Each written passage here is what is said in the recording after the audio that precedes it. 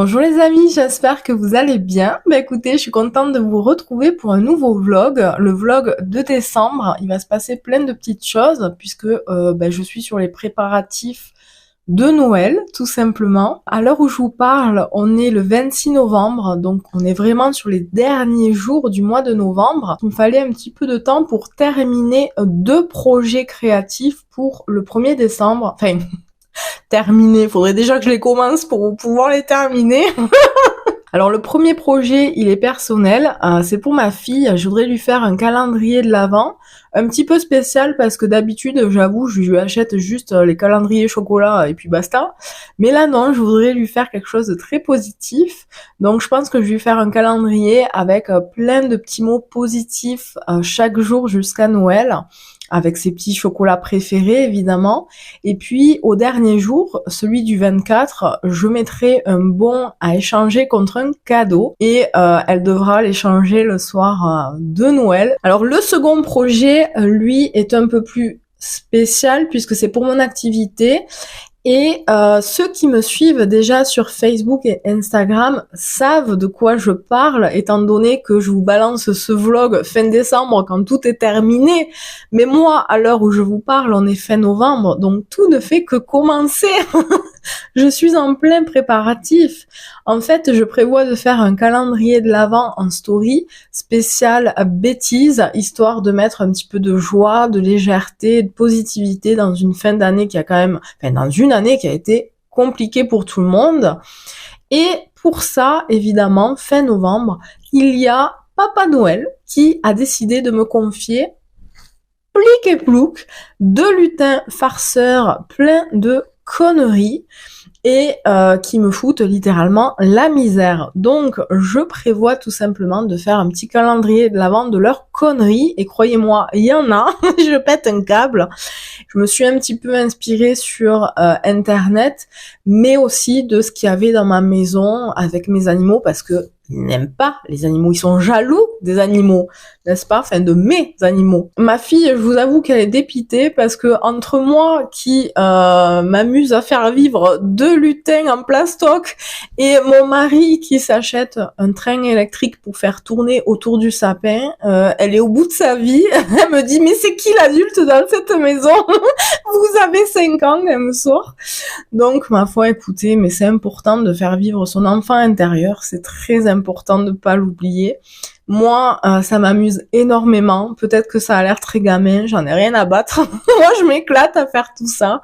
Ça me fait du bien, donc je le fais tout simplement. Et je vous encourage, quand vous avez des élans du cœur comme ça, qui vous ramènent à votre enfant intérieur, je vous y encourage. Je vous encourage à les suivre et à faire, tout simplement. Et à être cet enfant intérieur.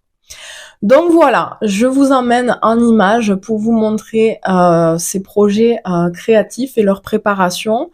Il y aura aussi évidemment le sapin de Noël ce week-end et puis d'autres surprises certainement. Je ne sais pas ce qui m'attend pour ce mois de décembre. On verra bien.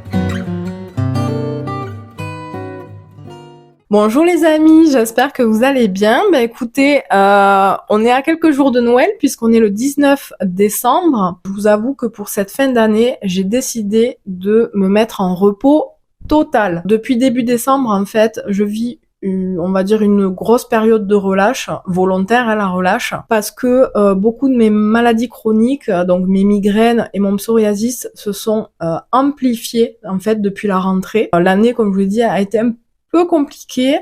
Émotionnellement, c'est venu brasser pas mal et surtout beaucoup de stress accumulé. Et malheureusement, en fait, c'est mon corps qui a pris. Ça a fait un gros cocktail en fait de cortisol, on va dire. Et mon corps, le pauvre, il en peut plus. Donc, du coup, j'ai décidé pour cette toute fin d'année de me mettre en repos total. Donc, j'ai terminé, évidemment, tout ce qui est consultation et compte inspiré 2025. Vous pouvez quand même en commander, je vous rassure. Mais par contre, je les canaliserai à partir de janvier 2025. Là, vraiment, maintenant, je me mets en repos total. Et j'ai une grosse pensée pour vous, parce qu'à l'heure où je vous parle, Noël sera déjà passé. Mais j'espère quand même que vous l'aurez vécu dans la joie. C'est pas le cas de tout le monde. Je sais qu'il y a des Noëls qui sont plus compliqués que d'autres. Donc j'ai une grosse pensée évidemment pour ceux qui, pour les fêtes de fin d'année, se retrouvent seuls ou alors sont pas dans une ambiance de fête malheureusement. Et surtout, prenez soin de vous parce que l'année 2025, je pense qu'elle va être pas mal compliquée. Mais je vois les choses très positivement, c'est-à-dire que là, ça a été compliqué pour moi cette année, mais je n'en retire en fait que des choses positives parce que tout ce qui s'est passé, en fait, aussi difficile que ça a été à traverser, m'a permis en fait de revenir doucement vers moi-même. De toute façon, toutes les transformations qu'on vit dans notre existence nous ramène toujours un peu plus vers nous-mêmes. Sauf que là, c'est tellement plus intense, c'est tellement plus profond que j'ai vraiment l'impression, en fait, de vivre 2024-2025 comme une grosse bascule. Et ça fait peur parce que ça nous demande un petit peu de nous plonger dans l'inconnu, enfin en tout cas pour moi, mais en même temps c'est un inconnu, comment dire, j'allais presque dire familier pour moi, parce que en fait je reviens à un rêve d'enfance, celui de l'écriture. Là, je vous en avais déjà parlé.